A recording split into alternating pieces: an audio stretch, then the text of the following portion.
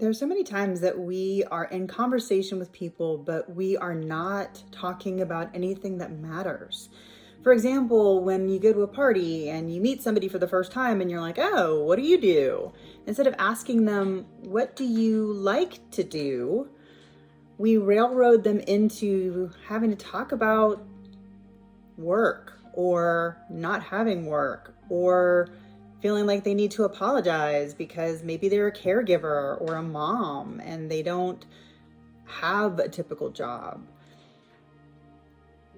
I think a lot of times we don't ask questions that help us understand people at a deeper level because we're not used to people talking to us as if they care about knowing anything deeper about us.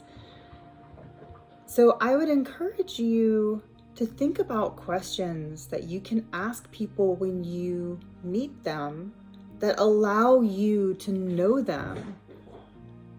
For example, when you're just starting a relationship, instead of being like, oh, where did you grow up? Maybe ask them, what are you looking for? Instead of asking them if they're single, right? Or asking them about past relationships, maybe ask them about how they want to be loved.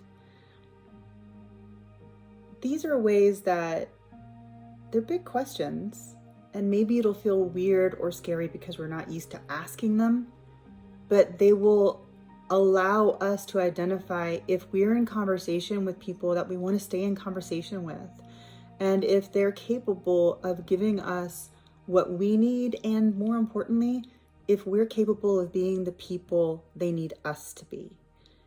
So that's your challenge. And if you don't know how you want to be loved, that's a really great question to ask yourself.